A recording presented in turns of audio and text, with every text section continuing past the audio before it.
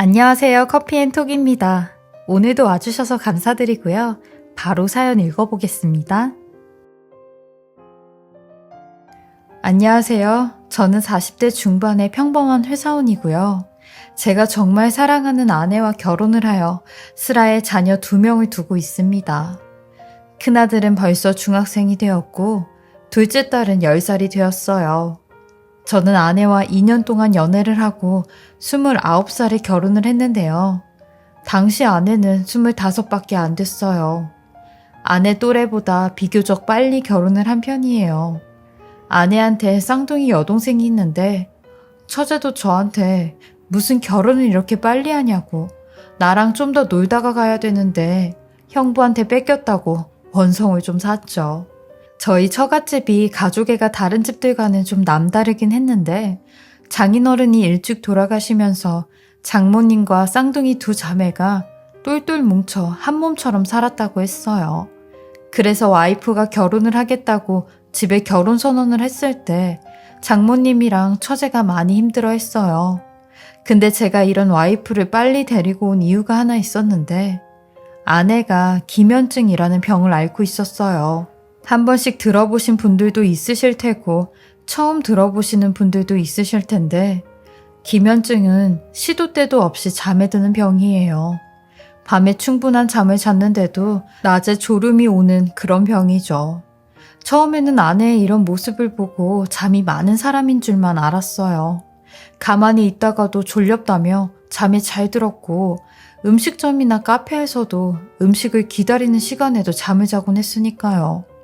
근데 이런 모습들이 점점 많아지고 오래되다 보니 결국 사고가 생겨 기면증이라는 병을 앓게 되었죠.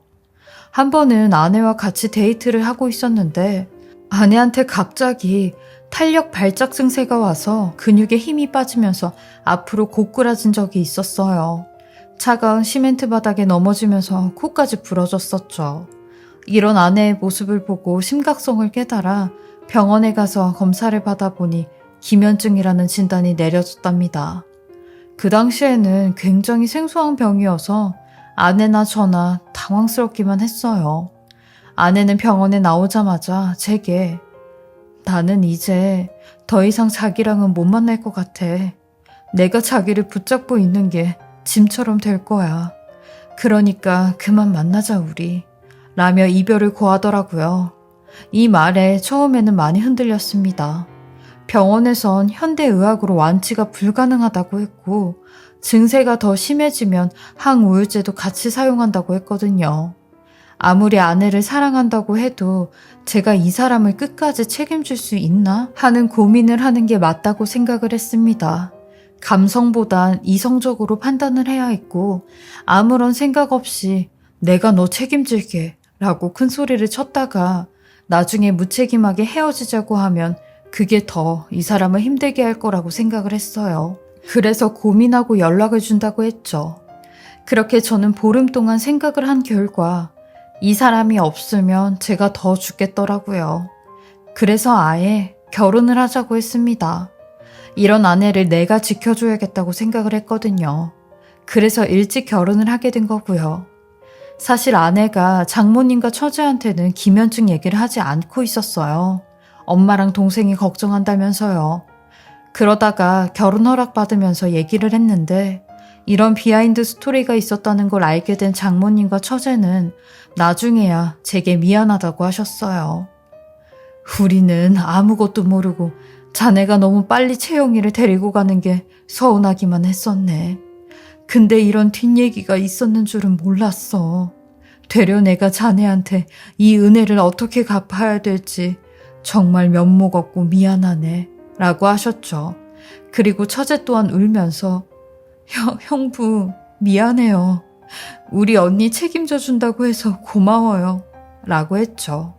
저는 이런 두 분에게 재영이 데리고 열심히 살 테니까 많이 응원해 주세요 라고 했어요. 물론 저희 부모님께도 아내의 이런 사정을 다 말씀을 드렸습니다.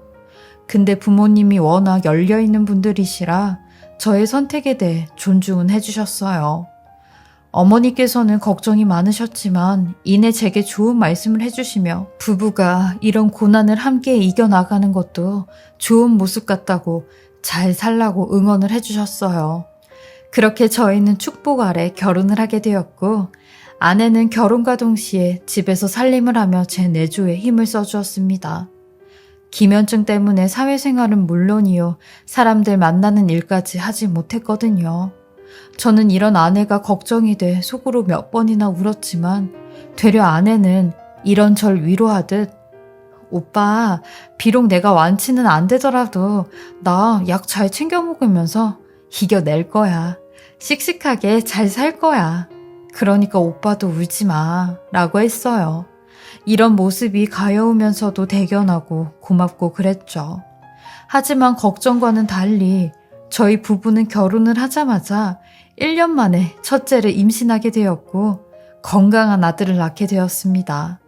아내의 출산 소식은 저희 두 집 모두에게 경사나 다름없었고 아내가 아들을 케어하지 못하니 장모님이 저희 집에서 같이 사시면서 육아를 도맡아 해주셨어요. 장모님께는 많이 죄송했지만 장모님은 되려 이게 당연한 거라고 죄송해하지 말라고 하셨죠. 그러던 중 저희 집에 또 한 가지 좋은 소식이 생기게 되었는데 바로 저희 쌍둥이 처제가 아내를 뒤이어 임신을 하게 된 거죠. 근데 문제는 남편을 모른다는 거였어요. 하긴 처제는 비혼주의라 남자친구도 없었거든요.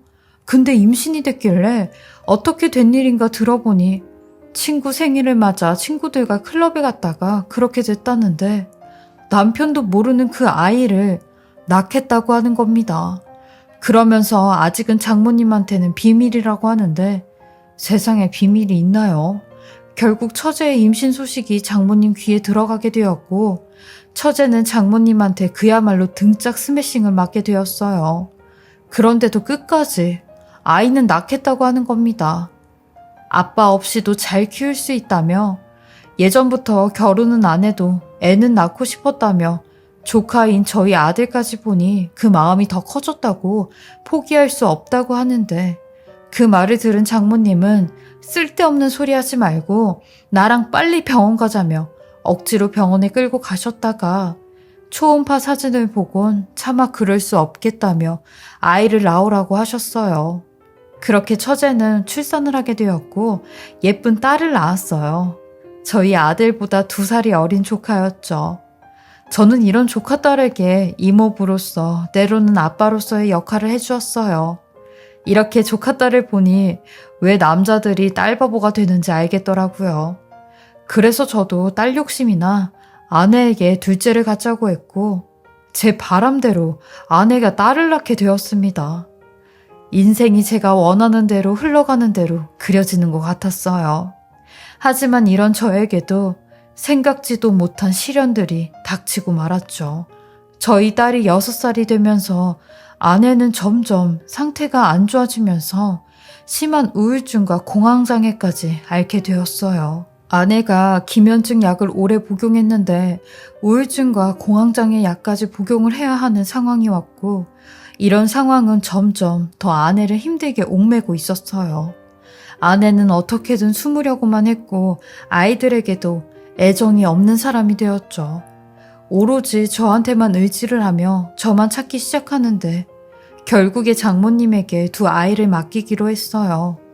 장모님은 시골에 내려가 아이들을 키우고 있을 테니 아내의 마음이 정리가 되면 그때 다시 올라온다고 제게 연신 미안하다는 말만 하셨죠. 저는 이런 아내를 위해 1달간 회사에 휴가를 내고 해외여행을 다니며 아내의 마음을 달래주었습니다. 처제 또한 금요일마다 저희 집에 와 자기 언니랑 같이 주말을 보내며 온 가족이 아내를 위해 모든 에너지를 쏟아부었죠.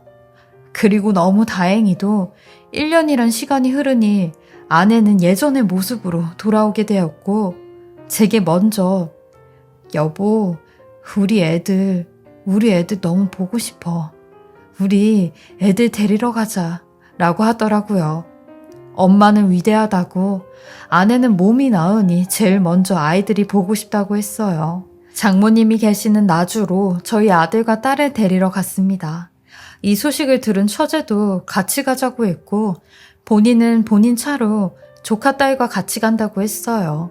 그렇게 저희는 차 2대를 가지고 나주로 향했고 아내는 1년 만에 아들과 딸을 품에 안아보았어요. 그 장면을 보는데 온 식구들이 울음바다가 되었습니다. 장모님은 저를 따로 불러 주서방, 이제 채령이 진짜 괜찮은 건가? 내가 같이 안 가도 되겠나? 라고 하시더라고요. 그래서 저도 장모님께 네, 이제는 우울증약 없이도 괜찮더라고요. 제가 더 신경 쓰면서 잘 챙길게요, 장모님. 그동안 저희 애들 봐주시고 신경 써주셔서 너무 감사합니다. 장모님이 걱정하시는 일 없도록 제가 와이프 잘 보살필게요. 라고 말씀드렸죠. 그러니 장모님은 제 손을 꼭 잡으며 언제라도 힘든 일 있으면 말하라고 내가 자네한테는 뭐든지 다 해줄 수 있다고 하셨어요. 그렇게 저희는 장모님 댁에 나와서 올라가겠다며 서로 인사를 나누고 있었어요. 저희 애들들은 조카 딸을 오랜만에 봐서 그런지 아빠 차 타고 같이 간다고 하더라고요. 그러니 처제도 그럼 언니가 내 차 타고 가면 되겠다. 형부 차가 크니까 애들끼리 뒤에서 놀라고 하고 언니는 나랑 같이 가 라고 했죠. 그러니 아내가 졸린 눈을 하며 처제의 차를 뚫어져라 보는데 기면증 증세가 또 오는 듯 했어요. 저는 아내에게 당신은 어떻게 할 거야? 라고 하니 처제가 언니 또 졸려온 것 같은데 형부 차 타고 가면 애들 때문에 시끄러우니까 내 차 타고 조용히 자면서 가 라고 하더라고요. 그러니 장모님도 그렇게 하라고 가면서 좀 자라고 하더라고요. 그러니 아내가 제게 좀 찜찜한 말을 하는데 선잠이 들어 환각에 빠졌는지 여보, 나 왜 저 차에서 귀신이 타고 있는 것 같지? 라고 하는 겁니다. 전 그 말에 기분이 싸해.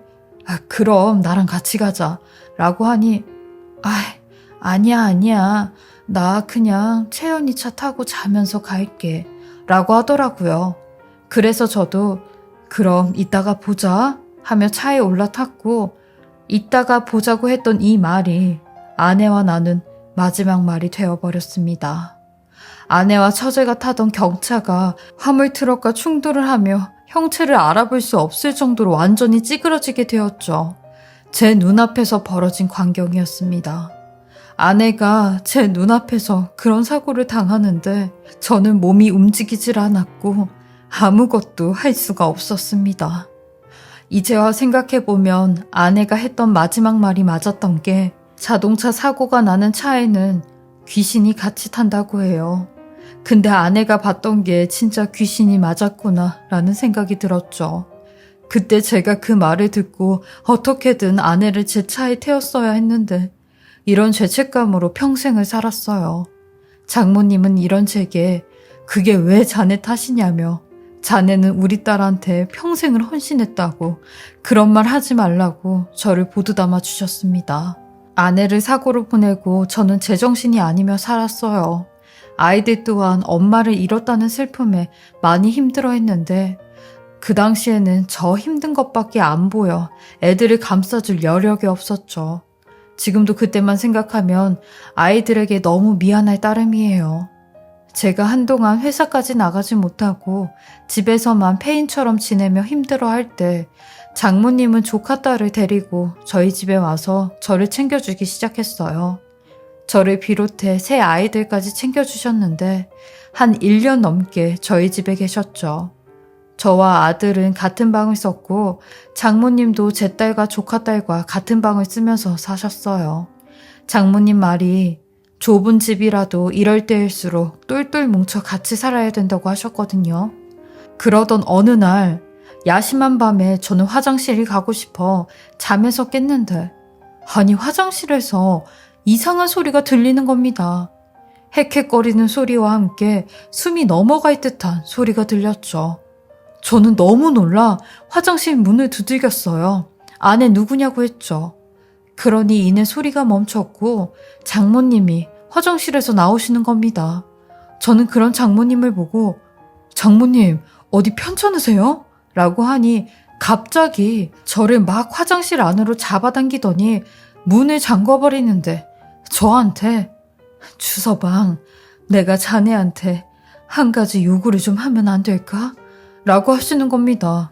저는 그 말에 너무 놀라 왜 그러시냐고 했어요. 그러니 장모님은 욕조 안으로 들어가 허리를 숙여 똘똘 뭉친 수건을 제게 보여주기 시작하는데 세상에 그 새하얀 수건이 새빨갛게 물이 들어있는 겁니다. 저는 그 수건을 한번 보고 장모님을 쳐다봤어요. 이게 다 뭐냐고 했죠. 그러니 장모님은 손으로 제 입을 막으며 애들이 들을 수 있으니까 조용히 하라고 하는 겁니다. 저는 알겠다며 고개를 끄덕였고 화장실에서 나와 아예 집 밖으로 나갔어요. 그리고 밖에 나오자마자 도대체 무슨 일이냐고 했죠. 그러니 이제는 내가 자네한테 솔직히 다 얘기를 해야 될 것 같아 라고 하는데 무슨 말을 하시려고요 했어요. 그러니 내가 얼마 남지 않았다네. 나 폐암 말기 환자래 라고 하시는 겁니다. 그 말을 듣는데 다리가 휘청거려 그 자리에 주저앉았어요. 저는 말도 안 된다며 그게 대체 무슨 말이냐고, 왜 장모님이 얼마 남지 않았냐고 말도 안 된다고 하며 고개를 있는 대로 저었죠. 그러니 장모님도 나도 믿고 싶지가 않네. 내 딸들 보낸 지 이제 1년이 조금 넘어가는데 나까지 이렇게 데리고 간다니 우리 모녀가 전생에 아주 못된 짓을 했나 봐. 그렇지 않으면 이런 벌을 내릴 수가 없지 라며 가슴을 내리치기 시작하는 겁니다. 그러면서 제게 그래서 말인데 사위가 내 요구 좀 하나 들어줄 수 있겠나? 이 요구를 들어준다면 내 이름 앞으로 있는 집이랑 우리 둘째 딸 이름 앞으로 있는 집까지 자네한테 다 줄게 라고 하시는 겁니다. 그 말에 대체 무슨 요구냐고 물었어요. 그러니 자네가 자네 조카 딸한테 아빠가 되어줄 수 있나? 말로만 아빠가 아닌 호적으로 진짜 아빠 말이야. 이게 내 요구일세. 이제 나까지 저 세상 가게 되면 우리 채연이 딸을 누가 보살피겠나? 응? 이라고 하시는 겁니다. 저는 이런 장모님의 요구에 쉽사리 결정을 하지 못했고 망설이며 아무런 대답을 하지 못했습니다. 사실 제가 조카 딸을 딸로 입양하면 잘 키울 수 있을지, 아빠로서의 역할은 잘 할지 용기가 나지 않았죠. 저희 애들한테도 좋은 아빠가 되어주지 못하고 있었으니까요. 그러니 장모님은 제 손을 부여잡고 제 앞에서 무릎을 꿇으며 내가 이렇게 빌면서 부탁 좀 할게. 이 노인네 마지막 소원 좀 들어주게나 라고 하시는데 저도 그런 장모님 앞에서 무릎을 꿇으며 죄송하다고 하염없이 눈물만 흘렸습니다. 그날 저와 장모님은 서로 새벽 동이 틀 때까지 울고 노여워하고 답답해하고 슬퍼하며 긴 이야기를 하게 되었고 결정까지 하게 되었습니다. 저의 결정은 장모님의 요구를 받아들이겠다는 결정이었어요. 제가 원래는 끝까지 안 된다고 했다가 장모님의 말 한마디에 마음이 움직였는데 저의 아내 이야기였어요. 자네가 아픈 우리 딸한테도 이렇게 좋은 남편이 되어줬었는데 조카 딸한테도 좋은 아빠가 되어줄 수 있을 것 같네 라고 하시는데 그 말을 들으니 두렵고 걱정이 되던 마음이 사라지는 듯 했죠.